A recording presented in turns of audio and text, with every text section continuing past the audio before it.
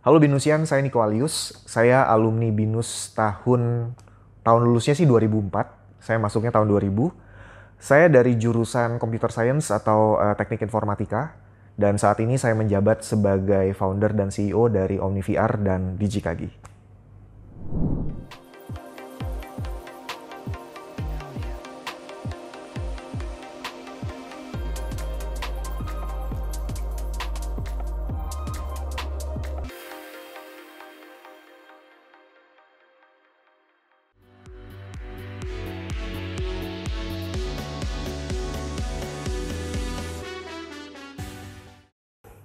Tahun 2000 pada saat saya baru memulai mau kuliah, sebenarnya informasi untuk kuliah itu jelas nggak selengkap saat ini ya. Jadi pada saat itu kami biasanya untuk kuliah cuma bisa dapat informasi dari para alumni gitu ya. Ya sama seperti kalian mendapatkan informasi dari para alumni, saya pada saat SMA dulu mau kuliah juga dapat infonya dari alumni. Dan beberapa alumni yang datang ke sekolah saya, kebetulan saya bukan dari Jakarta, saya dari daerah, saya dari Palembang, Sumatera Selatan. Dan pada saat itu alumni yang datang ke sekolah saya itu bercerita ada beberapa kampus, tapi yang paling berkesan buat saya memang yang datang dari Binus. Kebetulan juga pada saat itu saya memang tertarik dengan dunia gaming, ya namanya waktu itu era 90-an akhir ya, pop culture itu baru mulai hangat gitu muncul. Dan itu membuat saya dan beberapa teman saya pada saat itu memutuskan untuk oke, let's go, ayo kita kuliah di Binus. Kita ambil jurusan apa ya, tapi ya nggak tahu nih, bingung gitu mau jurusan apa. Dan akhirnya kami memutuskan oke lah kita sama-sama masuk ke jurusan Teknik Informatika. Kalau nggak salah sekarang di Binus sudah ada jurusan game development ya. Nah kalau zaman kami dulu, Fakultas Ilmu Komputer itu baru masih cuman punya 4 jurusan kalau nggak salah. Nah, yang kami ambil akhirnya adalah yang Teknik Informatika. Alasannya adalah karena Teknik Informatika itu atau Computer Science itu bisa diaplikasikan untuk banyak hal, dan ternyata saya salah. Bisa dibilang sebenarnya rada salah ambil jurusan karena interest saya walaupun ke game, walaupun adalah tetap membuat game, tapi bukan ke sisi codingnya. Yang membuat saya tertarik dengan game justru adalah sisi visualnya, audio visualnya, dan bagaimana sebuah game design itu atau gameplaynya itu menyenangkan untuk dimainkan.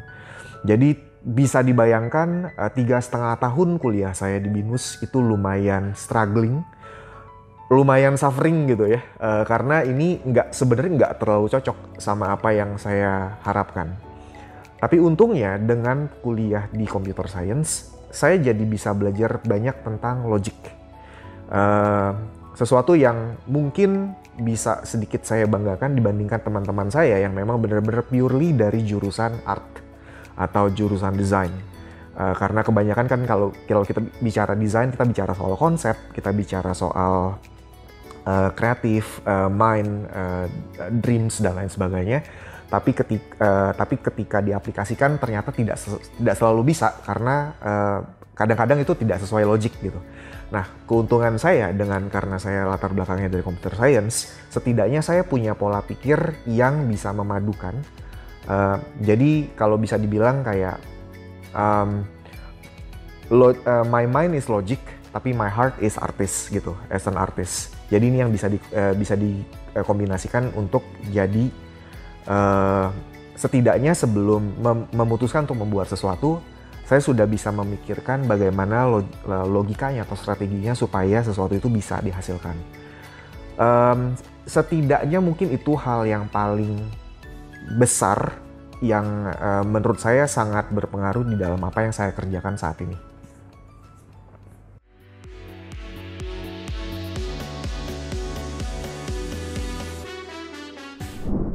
Kalau ngobrol soal UKM ya, dulu UKM itu kan sebenarnya kayak kalau di sekolah kita sebut sebagai ekstrakurikuler ya sebenarnya. Saya nggak tahu nih anak-anak zaman sekarang sebutannya masih ekstrakurikuler atau nggak. Saya sepertinya ini karena udah lama banget ya, saya coba ingat-ingat pengalaman saya bergabung dengan UKM kayaknya waktu itu cuma di HIMTI sama di BNCC ya. Eh, saya nggak tahu pada saat itu sudah ada Games Club apa belum ya. Kayaknya belum ada deh. Sampai sekarang nggak tahu deh. Udah masih ada apa nggak. Tapi sebenarnya tujuan saya tuh mencari UKM yang memang ya bisa membantu saya untuk seperti yang tadi saya bilang. Kuliahnya udah rada salah jurusan nih sebenarnya. Jadi saya mau cari UKM yang kira-kira bisa jadi tempat di mana saya mengembangkan sisi yang seharusnya saya kejar. Nah, sayangnya nggak ada gitu. Atau lebih tepatnya saya nggak ketemu pada saat itu. Dan juga karena kuliah di BINUS itu lumayan straightforward ya, lumayan tugas-tugasnya lumayan juga gitu yang harus dikerjakan, dan ya di luar perkuliahan masih ada waktu harus belajar dan bergaul tentu saja. Jadinya saya sebenarnya tidak terlalu aktif sejujurnya di UKM. Tapi kebetulan sebenarnya seperti yang tadi saya bilang, saya dari daerah ya. Jadi saya di BINUS itu ngekos. Nah, kos kami itu lokasinya sama BINUS itu kalau nggak salah cuma sekitar 200-300 meter. Jadi dekat banget. Jadi UKM itu kalau buat saya itu adalah unit kos mahasiswa, unit kos-kosan mahasiswa. Jadi banyak teman-teman kami pada saat itu ketika lagi BINUS kan nggak selalu runut ya jadwal kuliahnya. Jadi kadang-kadang ada break dulu. Nah pada saat break biasanya mereka ngumpulnya entah kenapa itu base campnya jadi di kos-kosan saya. Dan itu somehow buat saya itu UKM-nya kami gitu. Ngumpul sama orang-orang dari berbagai jurusan, dari temen ngajak ke temen. Kadang-kadang saya nanya sama temen kos saya, itu temen lo tadi? Lah tadi gue kira temen lo. Jadi kita nggak tahu itu siapa, tiba-tiba ada gitu di tempat. Nah, tapi saya cukup yakin sebenarnya gini, perkuliahan dan pertemanan itu di BINUS adalah sesuatu yang bisa dibilang jarang ditemukan di tempat lain. Maksudnya gini, di BINUS sebagai orang daerah, saya ketemu sama banyak orang daerah lain, dan tentu saja kita nggak semua culture-nya itu bisa klop. Kayak kami orang Sumatera biasanya ngomongnya loud, kita berisik gitu ya, dan kita berkelompok. Dan ketika ketemu sama teman-teman misalnya dari Jawa yang ngomongnya lebih halus gitu ya, terus ini ngomongnya pelan dan lain sebagainya, kadang-kadang tuh kayak nggak ketemu gitu. Tapi apa yang mempertemukan kami semua adalah kesukaan kami terhadap game. Antik emang, tapi pada saat itu saya cukup yakin bahwa mungkin 90% dari orang yang masuk ke BINUS karena mereka suka sama hal-hal yang geeky. Saya nggak tahu kalau sekarang. Nah, itu yang menurut saya unik, dan sepertinya kampus lain nggak seperti itu. Di kampus lain, culture-nya berbeda, interest-nya juga berbeda. Di BINUS culture-nya berbeda, tapi interest-nya bisa sama. Jadi buat menemukan orang-orang yang punya hobi yang sama sebenarnya tidak harus ke UKM. Bisa jadi cukup ketemu sama teman-teman yang punya interest yang serupa aja.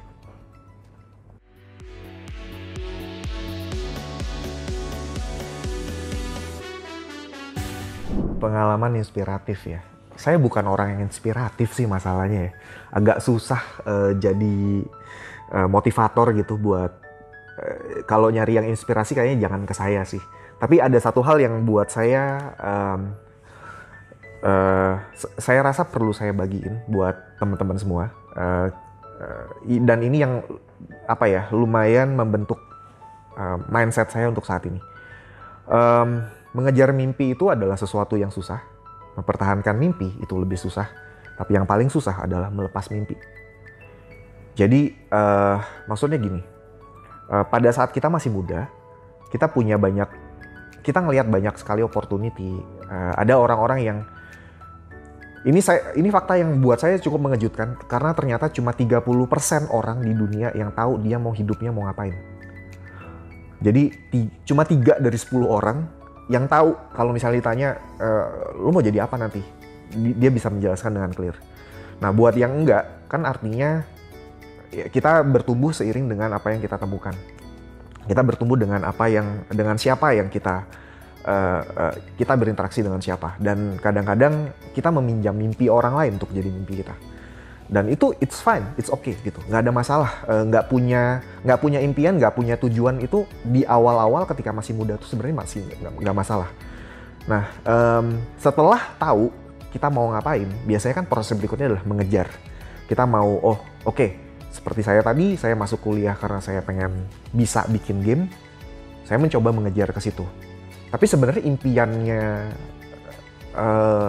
saya itu berubah-berubah terus setiap saat. Dan kalau percaya nggak percaya, saya tuh salah satu impian saya adalah jadi wartawan sebenarnya. Karena apa? Karena waktu SMA dan SMP saya terlibat di majalah sekolah. Sesudah itu waktu kuliah, tengah-tengah kuliah kalau nggak salah, sebenarnya mimpi saya akhirnya berubah lagi jadi gue kayaknya capek nih kalau misalnya harus jadi developer seumur hidup. Kayaknya pengen buka toko bakmi aja deh. So dreams always change dari satu waktu ke waktu yang berikutnya. Makanya mengejar mimpi itu kadang-kadang belok-belok gitu ya. Bukan sebuah garis lurus gitu. Nah, tapi yang banyak orang abaikan, saya termasuk salah satunya, adalah ketika kita sudah nyampe di apa yang kita impikan. Yang mau jadi game developer akhirnya sudah berhasil jadi game developer. Yang mau jadi fashion designer misalnya, akhirnya jadi fashion designer. Terus apa? Karena kadang-kadang kita ngelihat film, kadang-kadang kita ngelihat sebuah karya yang endingnya itu adalah setelah si tokoh utamanya berhasil mencapai apa yang mereka mau. Tapi kan kalau kita as a human, kita kan nggak gitu. Sesudah kita sampai di sebuah mimpi, hidup kan still goes on. Nah, terus ngapain nih? Mimpi gue udah tercapai gitu. Terus ngapain? Nah, artinya ada fase di mana ya we have to let go of that dream. Dan itu biasanya buat orang-orang yang sudah sedemikian keras menggenggam impiannya, itu justru adalah sesuatu yang sulit sekali. Dan akhirnya malah corrupted. Tadinya orang-orang yang sedemikian suka pengen bikin game atau suka banget sama game, sesudah tertampar kenyataan ternyata bikin game itu susah, jualan game itu juga susah, ketemu market dan lain sebagainya susah, akhirnya patah hati gitu. Nah, tapi patah hatinya itu tidak dengan yaudahlah gue cukup, gue akan pindah ke yang lain yang mungkin I still have time to catch up with something else. Bentuk memegang impiannya itu jadi korosif.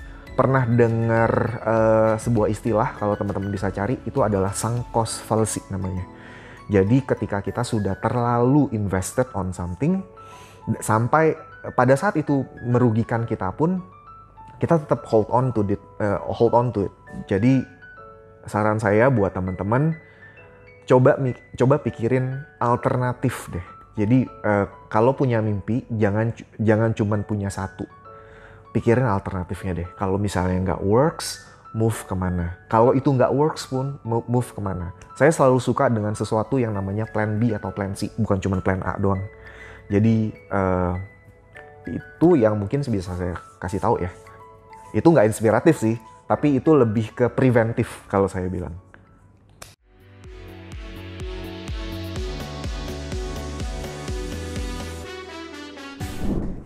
OmniVR kami bangun di tahun 2016. Pada saat itu ya masih tujuannya adalah mengejar mimpi sebenarnya pada saat itu ya. Yang mana ya kami tahu itu sebenarnya nggak akurat karena seharusnya sebuah startup dibangun untuk solving an issue. Problemnya pada saat kami memulai, industri VR itu bahkan belum terbentuk sebagai sebuah industri. Jadi tahun 2016, virtual reality itu masih sebuah teknologi yang menyenangkan, tapi belum benar-benar bisa jelas ketahuan fungsinya itu buat apa. Nah, jadi setahun pertama kami gunakan sebenarnya adalah untuk mempelajari market itu seperti apa, kondisi para developernya, kemudian teknologi yang ada juga seperti apa, dan kami menemukan akhirnya problem bahwa ketika kita bicara sebuah industri, kita bicara produksi, distribusi, konsumsi. Dari sisi produksi, artinya produknya sendiri itu seperti apa, kami cukup yakin bahwa produk virtual reality itu very good, menyenangkan, dan itu bisa dikembangkan ke banyak sekali hal. Dari sisi konsumsi, dari segi konsumennya, kalau kita bicara market Indonesia adalah negara dengan populasi terbesar keempat di dunia. Jadi secara size, oke, kita kesampingkan dulu soal daya beli dan lain sebagainya. Tapi setidaknya secara potensi, oke. Nah, yang jadi masalah adalah di sisi distribusinya.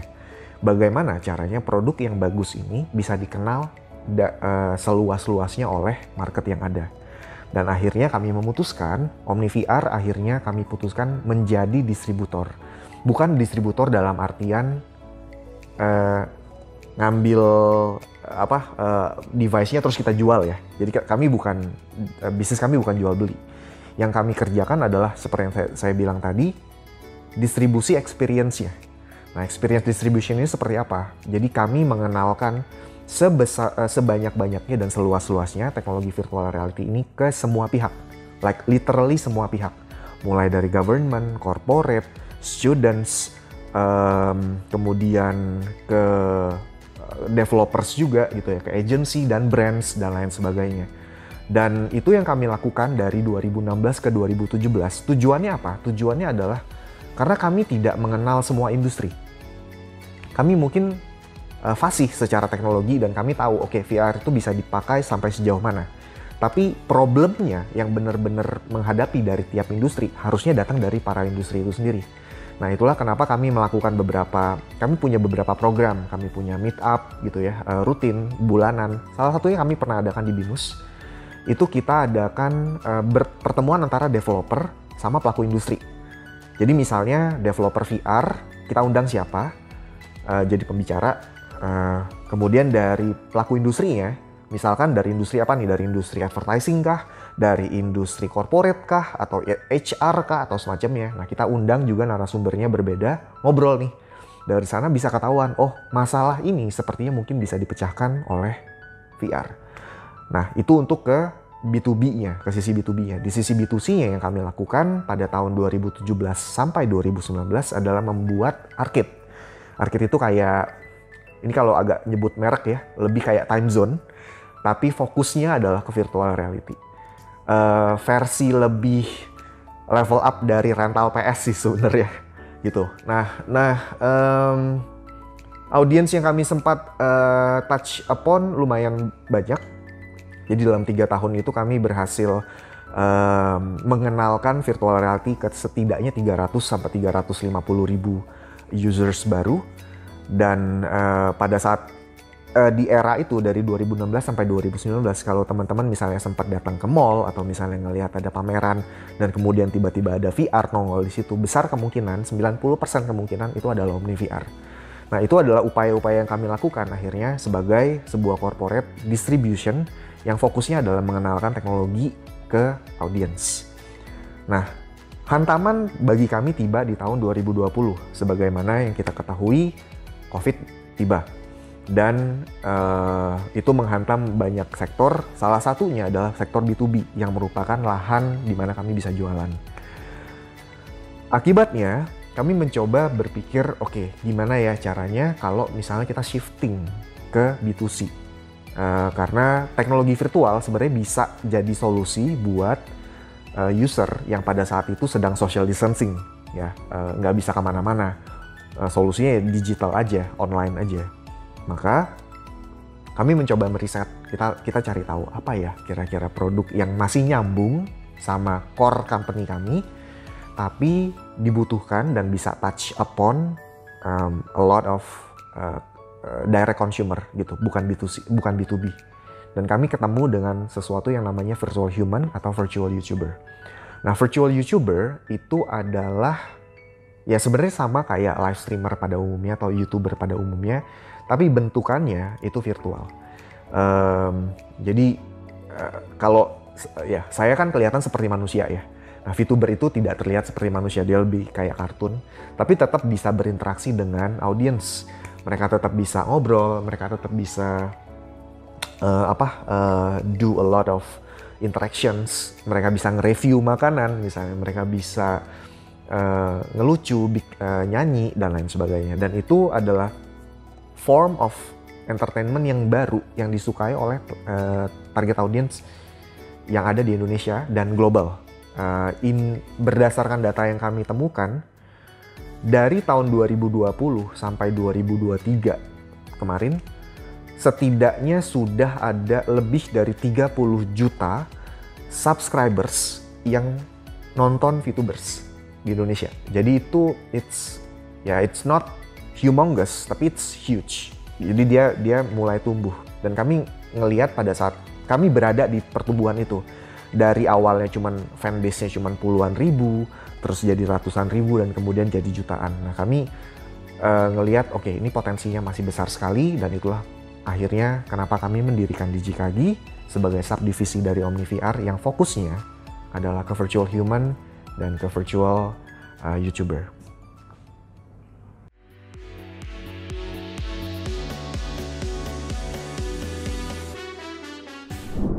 Sejujurnya virtual human ini bukan sesuatu yang dari awal memang sudah saya rancang dan saya sudah tahu apa yang harus dikerjakan. Ini sama seperti ketika saya baru memulai OmniVR dan kami belum tahu apa yang harus dilakukan, maka kami riset. Nah, jadi di Digikagi pun hal yang sama, yang saya lakukan adalah hal yang sama. Saya meriset, mencari tahu di pasaran itu seperti apa sih industri ini, problemnya di mana, apa sih problem terbesar buat industri VTuber yang nantinya akan coba kami pecahkan. Dan dari sana ada beberapa poin yang kami temukan, dan ini yang saya bisa bilang merupakan sebuah unique point dari Digikagi yang membedakan kami dari agensi-agensi yang serupa. Jadi kalau agensi yang lain fokusnya biasanya lebih ke talent management company. Jadi mencari orang yang bagus, kurang lebih mungkin kayak influencer ya. Kalau kita bilang kayak agency influencer atau agency model gitu. Jadi memanage gimana caranya supaya si talent ini bisa tumbuh dengan baik, bisa dapat job dan lain sebagainya. Kami memposisikan diri lebih ke fans management company. Jadi yang kami manage bukan hanya talentnya saja, tapi juga fansnya. Jadi kami analisa dengan bisa dilihat, mungkin bisa dibandingkan dengan agensi yang lain. Kami tahu betul data secara statistik audiens kami itu seperti apa yang mereka inginkan, bagaimana mereka bisa tumbuh dan lain sebagainya. Dan itu yang membedakan kami dari agensi yang lain. Fokusnya Digikagi bukan hanya mau membentuk fans sebagai ladang uang, tapi kami memang mau fansnya itu juga bisa tumbuh. Karena kami tahu fans kami itu kebanyakan masih usia-usia SMA, kuliahan. Dan itu artinya mereka sebenarnya masih punya potensi sekali untuk tumbuh. Sementara pemasukan dan lain sebagainya masih bisa dibilang relatif minim. Nah, apa yang bisa kita lakukan dengan itu adalah kami ingin membantu fanbase-nya Digikagi untuk tidak hanya jadi tertarik sama, ngefans sama talent-talent kami, tapi juga bisa tumbuh dalam artian mereka bisa belajar sesuatu, mereka bisa gain revenues, even better revenue gitu. Jadi kami tahu market kami itu kebanyakan kategorinya kita bisa bilang masuk ke wibu ya sebenarnya. Nah, tapi wibu itu adalah audiens yang menarik. Kenapa? Karena audiensnya kebagi dua. Kalau yang wibunya aktifnya di otak kiri, biasanya jagonya di hal-hal yang artistik. Ya, pokoknya itulah kurang lebih. Jadi mereka biasanya jago gambar, mereka bisa bikin artwork dan lain sebagainya. Dan yang sebaliknya yang kuatnya di otak kanan, ini saya bisa salah ya. Mereka adalah wibu-wibu yang kuatnya adalah di engineering. Ini orang-orang yang berpotensi sebenarnya, masih muda dan berpotensi. Nah, gimana caranya? Kami sekarang sedang membuat sebuah program gimana caranya dengan menjadi fans kalian bisa dapat kerjaan. Itu yang kami sedang kerjakan. Dan itu untuk fans. Kalau untuk VTubernya sendiri ya problemnya VTuber kan seperti biasa uang ya. gimana caranya mereka bisa gain more revenues, gimana caranya mereka berfokus pada membuat konten yang baik dan lain sebagainya, itu tetap juga kami lakukan. Di samping itu, yang membuat ini semua jadi lebih possible adalah karena core company-nya DigiKagi adalah OmniVR, yang notabene adalah tech company. Sebagai tech company, kami punya kapabilitas untuk membuat produk-produk yang mungkin tidak bisa dibuat oleh company-company atau agensi lain yang fokusnya hanya ke talent management. Jadi kami bisa punya kami punya kapabilitas untuk bisa membuat aplikasi digital, bisa bikin game, bisa bikin produk-produk hardware bahkan dan lain sebagainya, yang mungkin itu akan membantu bagaimana produk digital atau virtual human ini bisa get in touch lebih baik dengan audiensnya. Kurang lebih sih seperti itu.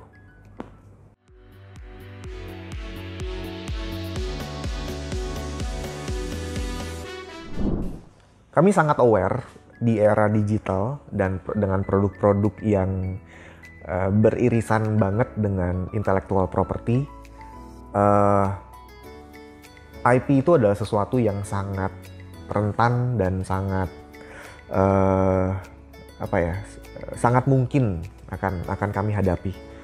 Tapi kalau dari yang saya pelajari terhadap permasalahan hak cipta di Indonesia, ketika sudah sampai ke meja hijau, yang diukur biasanya kalau kita bicara soal hak legal, hak cipta dan lain sebagainya adalah intensi di belakangnya. Jadi kami sangat aware bahwa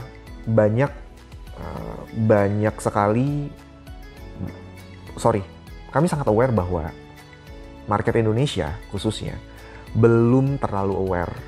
Banyak sekali yang masih belum aware terhadap hak cipta, intellectual property itu apa dan prakteknya seperti apa. Bahkan banyak yang masih menganggap bahwa IP itu sama dengan logo atau brand dan lain sebagainya. Padahal IP itu sebenarnya ada the legal support behind all those brands and IP yang kita bangun. Nah, makanya kalau yang saya lihat sejauh ini, kasus-kasus yang terjadi biasanya terjadi bukan karena kesengajaan, tapi karena kelalaian, ketidakpahaman atas sebuah hak cipta. Dan itu biasanya somehow bisa diluruskan atau bisa diselesaikan tanpa harus melalui legal system yang terlalu strict atau semacamnya. Kami sendiri sangat sadar bahwa dengan industri yang berfokus pada fanbase, kami akan sangat sering sekali bertemu dengan banyak fan art, fan merch gitu ya, merchandise yang dibuat oleh fans yang didasarkan dari IP-IP yang kami bentuk. Dan itu buat kami still okay selama fokusnya dia, intensinya adalah sebagai bentuk kekaguman, bukan sebagai bentuk pembajakan. Dua hal ini berbeda. Fans yang kagum pada talent yang kami miliki membuat merch atau membuat fan art karena berharap idola mereka notice dan kemudian praise them for it. Dan buat kami it's okay. Itu adalah sesuatu yang membuat industrinya tumbuh dengan baik. Tapi kalau sudah tiba ke pihak-pihak yang bukan melakukan itu atas dasar kekaguman, tapi fokusnya misalnya adalah untuk gain profit dan lain sebagainya, nah itu sudah sesuatu yang harus kita bicarakan, dan kami sangat terbuka sebenarnya untuk membicarakan hal ini. Daripada para talent atau para fans kami itu dalam tanda kutip curi-curi gitu ya. Mereka bikin sendiri terus mereka jual sendiri dan lain sebagainya. Jadi kami sendiri punya legal system yang cukup kuat di belakang ini semua. Jadi kami sangat sadar bahwa apa yang kami kerjakan, legal repercussion-nya seperti apa, dan tindakan misalnya pembajakan atau apapun itu yang nantinya terjadi terhadap kami sebagai objek bukan sebagai subjek, kami pun sudah tahu apa yang harus dilakukan. Intinya sih sebenarnya kita balik lagi ke azas yang sangat ngetop sebenarnya di Indonesia ya, musyawarah untuk mufakat. Jadi apapun itu, ya fans atau siapapun itu yang misalnya tertarik dengan Dijikagi atau aset-aset yang kami miliki dan punya ideas tentang, oh ini bisa kita lakukan dan ini akan membantu para talent misalnya, atau membantu mereka sendiri, atau membantu Dijikagi untuk tumbuh jadi lebih baik, we're very open to listen ya gitu. Jadi kami sadar kami kelasnya belum selevel Disney atau Pokemon atau semacamnya. Jadi kami masih bisa mendengarkan kok kalau dari fanbase atau dari teman-teman punya ide atau apapun yang berkaitan dengan bagaimana kami memanfaatkan IP-nya dengan lebih baik ke depannya.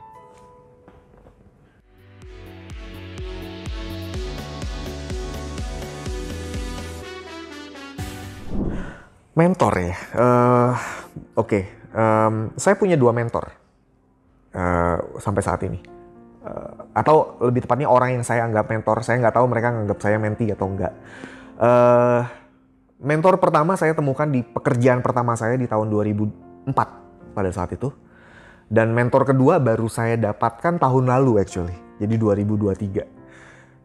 Jadi ada selang 19 tahun ya diantaranya. Jadi kalian bayangkan aja seberapa besar permasalahan dan isu yang saya hadapi di antaranya gitu ya.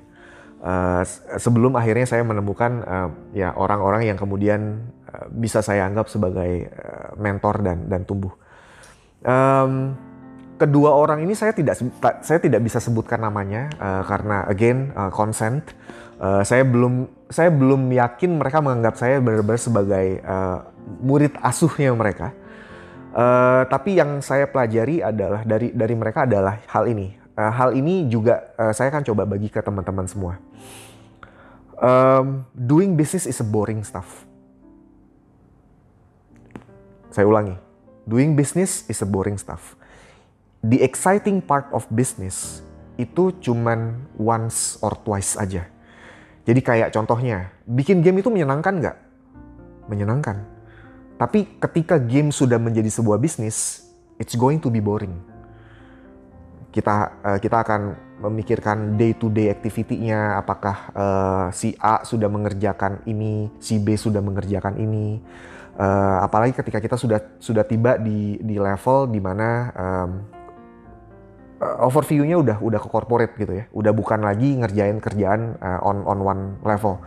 Kita harus ngelihat gimana caranya keep the company running, gimana caranya cari customer, gimana caranya get in touch with client, networking dengan orang-orang, dan itu dilakukan terus-menerus berulang-ulang, over and over and over. And that's business, that's the boring stuff, but it keeps your business running. Jangan tertarik hanya pada satu sisi bisnis yang exciting aja. Saya bisa bicara ini karena I'm a very future forward thinking person. Kenapa saya bisa get into industri yang orang-orang nggak masuk? Itu adalah karena saya percaya bahwa ini potensinya bukan terjadi saat ini, terjadinya di masa depan. Dan ini exciting sekali karena belum banyak orang yang main ke sini. Dan itu buat saya, wah, saya jadi yang pertama. Dan dari situ terus terang memang exciting. Excitingnya adalah saya diinterview oleh alumni BINUS. Saya diundang ke berbagai institusi pemerintahan, bahkan bukan cuma dari Indonesia, dari Korea, dari Taiwan, dari Jepang, ngomongin tentang gimana VR itu bisa get into Indonesian market, padahal Indonesian market itu adalah negara dunia ketiga gitu. Bicara tentang potensi VR ke depannya akan seperti apa, it's exciting. Making money enggak? Itu hal-hal tadi enggak gitu.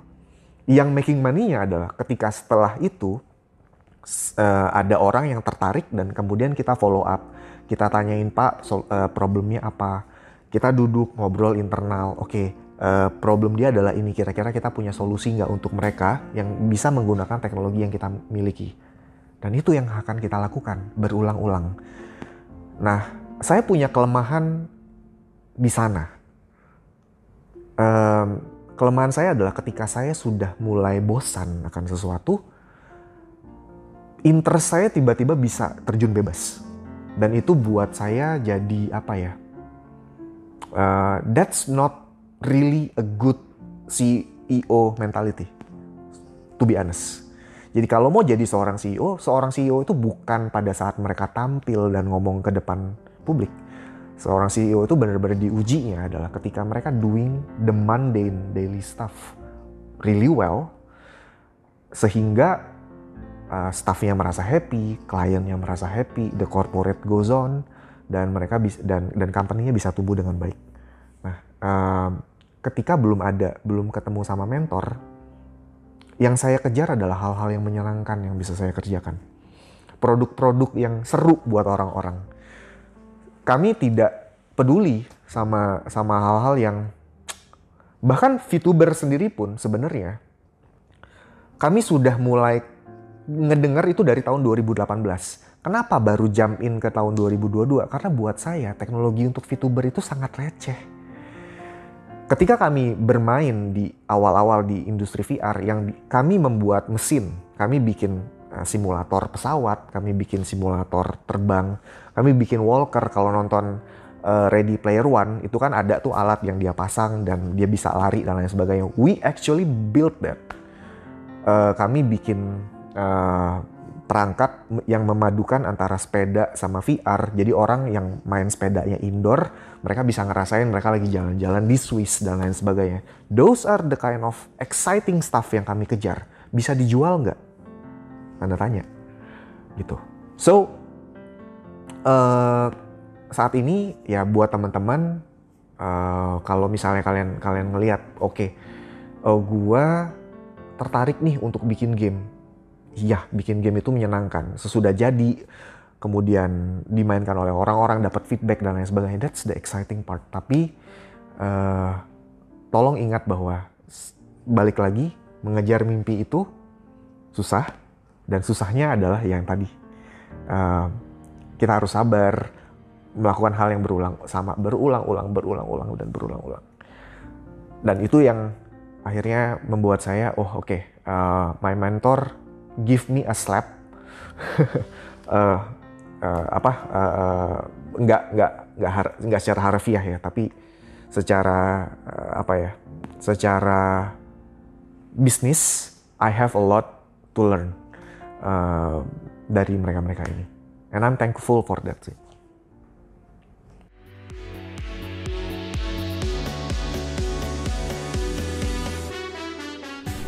Sebenarnya DigiKG itu didirikan ya memang sebagai institusi bisnis pastinya ya. Jadi of course kalau kita bicara sebagai institusi bisnis, fokusnya adalah gain profit.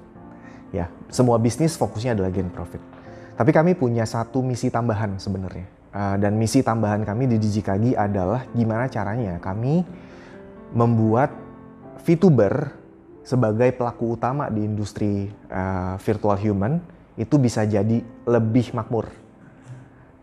Bukan hanya dari sisi dari sisi content creation atau dari sisi audience, pertumbuhan audience, tapi benar-benar juga dari sisi pemasukan atau income.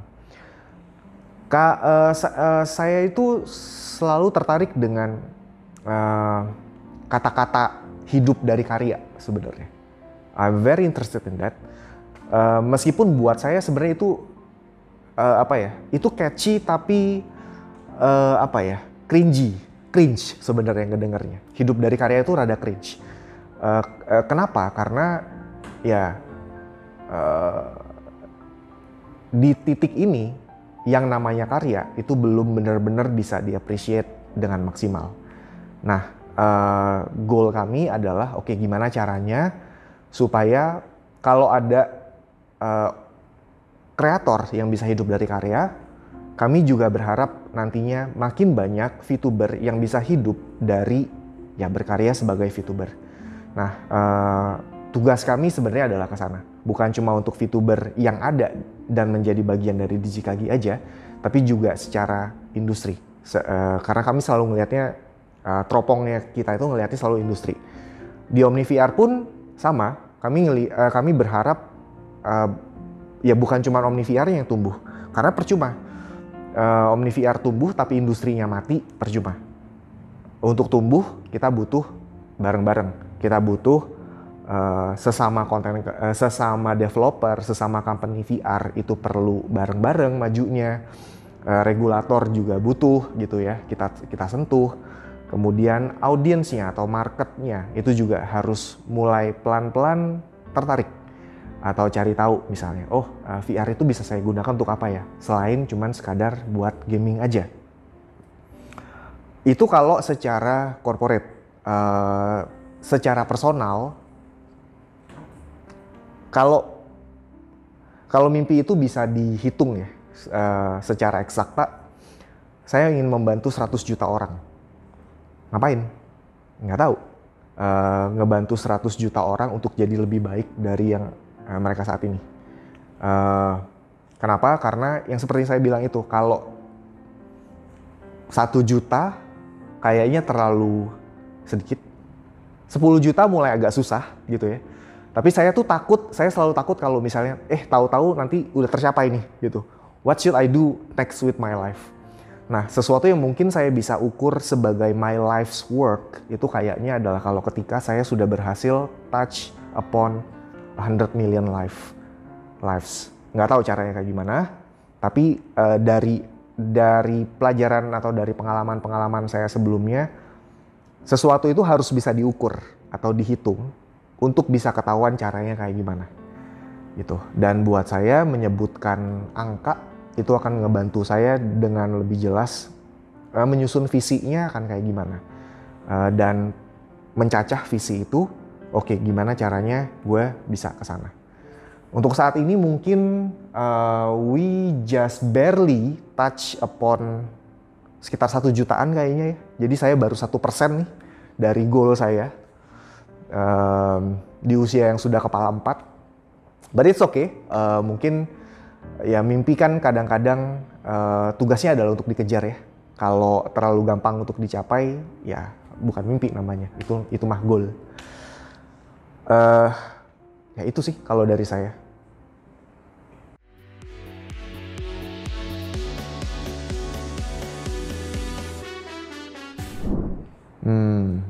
Ya hobi saya biasanya berkisar di hal-hal yang memang berkaitan sama wibu ya.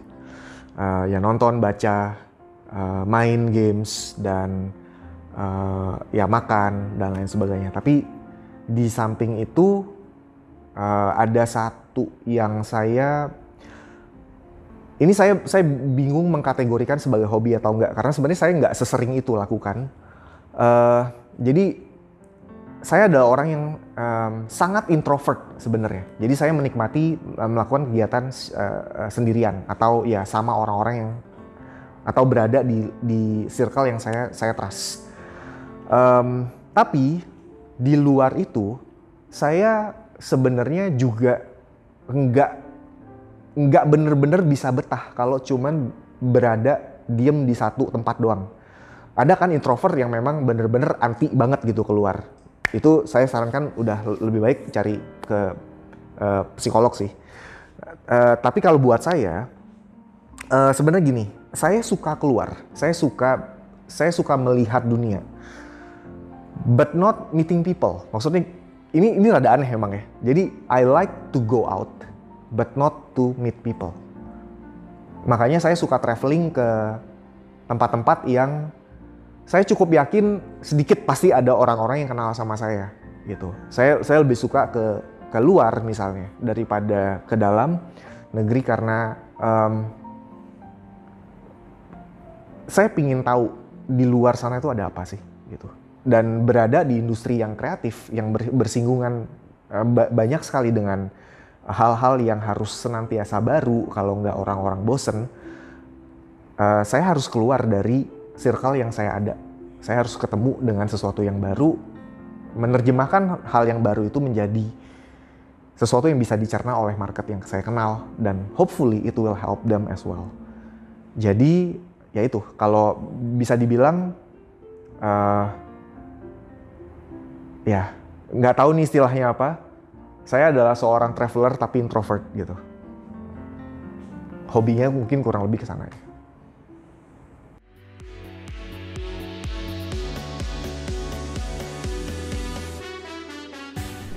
Halo, saya Niko Alius. Saya Binusian 2004. Mulai kuliahnya artinya di tahun 2000.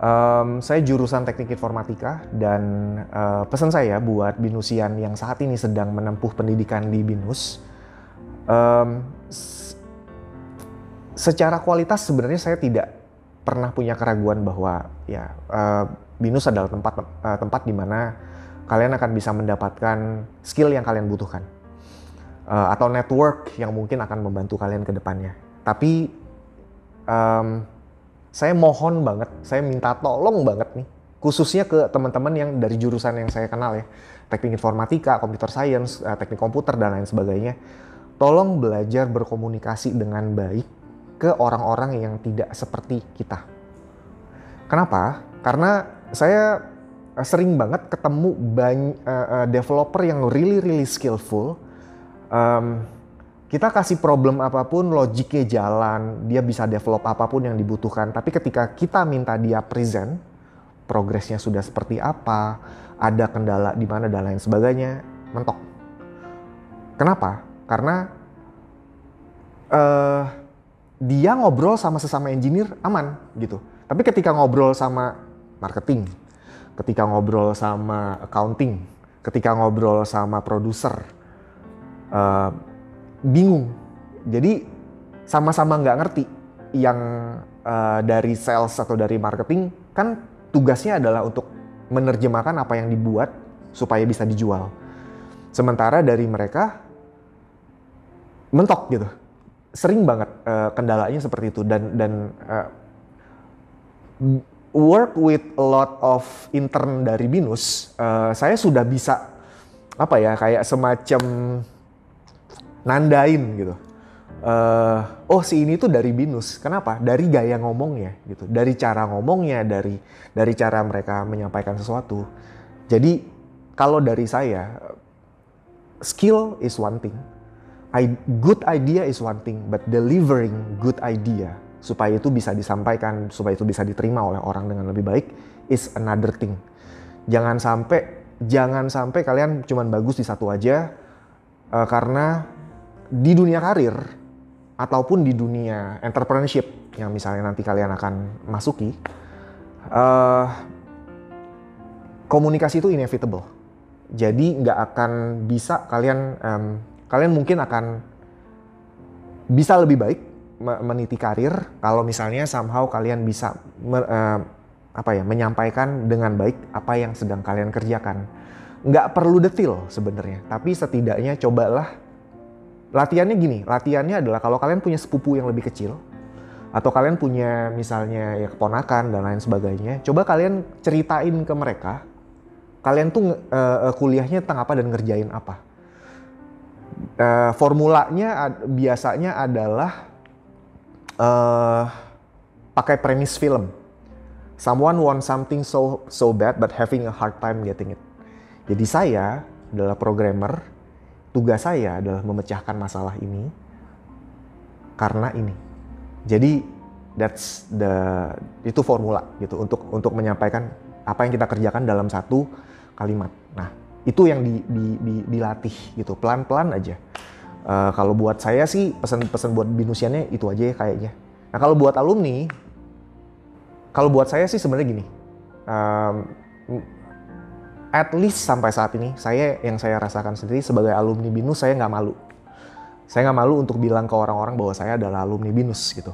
Saya yakin ada beberapa teman-teman di luar sana yang mungkin tidak seberuntung kita untuk bisa bilang bahwa oke, kita adalah alma mater dari sebuah universitas. Cuma yang saya kadang-kadang having a hard time gitu ya untuk mengerti. Itu adalah gimana sih caranya seorang alumni itu bisa bisa benar-benar berkontribusi buat Binus. Ini pertanyaan yang sebenarnya saya sendiri juga pengen tanyain sih sebenarnya ke Binus dan ke yang lain. Alumni itu bisa ngapain aja sih sebenarnya gitu. What do you guys have in mind ketika kalian sebenarnya punya alumni, Binus punya alumni yang ya bisa dibilang track recordnya bagus-bagus gitu. Tapi kita tuh bingung gitu, kita mau ngapain sih sekarang gitu? Apa yang bisa kita lakukan untuk kebantu BINUS misalnya dan ini secara clear ya gitu. Kalau hanya berserikat dan berkumpul sih ya itu udah biasa aja lah, bikin grup WhatsApp kayak gitu-gituan, itu kan sangat-sangat common gitu ya. Nah, tapi terlepas dari itu misinya alumni ini mau ngapain? Kita bisa memecahkan masalah apa? Ya ayo kita ngobrol-ngobrol aja sih. Itu saya rasa memang bukan sesuatu yang sejak kita jadi mahasiswa emang udah ditumbuhkan ya. Kayaknya kita memang tumbuh jadi ya sebagaimana yang saya bilang tadi sih, kita itu dilatih untuk lebih jago ngomong sama mesin daripada sama satu sama lain. Jadi kalau saya boleh kasih saran sih buat BINUS, coba deh bikin a simple project yang ngelibatin alumnus gitu. Nggak tahu projectnya apa, tapi ya buat yang tertarik misalnya, ya udah ikutan aja ke sana. Mungkin ya, nggak tahu projectnya juga apa gitu. Bikin VTuber mungkin, atau ya nggak tahu, just a forum aja gitu, just a marketing forum, something like that. Tour bareng-bareng kemana gitu, kayak ya itu juga boleh gitu. Jadi try to do something.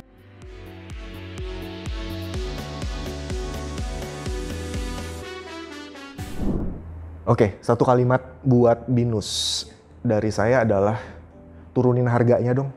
Reason kenapa saya bicara ini adalah karena dulu kenapa kami memilih BINUS adalah karena BINUS itu adalah sebuah institusi pendidikan yang punya kualitas bagus dengan biaya yang affordable. Saya nggak bilang murah, tapi affordable. Makin kesini saya ngelihat sebagai alumnus ya, saya nggak ngebandingin sama kampus lain tentu saja karena saya alumni BINUS. Yang saya lihat adalah BINUS tuh makin sukses, makin gede, makin banyak cabang di mana-mana. Tapi belajar kuliah di BINUS itu menurut saya makin besar hurdle-nya. Kalau saya bisa menyampaikan sebuah harapan, sebenarnya saya pengen banget BINUS itu sudah bagus dengan kualitasnya. Coba di humble down deh, gitu. Maksudnya kalian akan bisa touch upon so many more people dengan mungkin price point yang lebih baik. Karena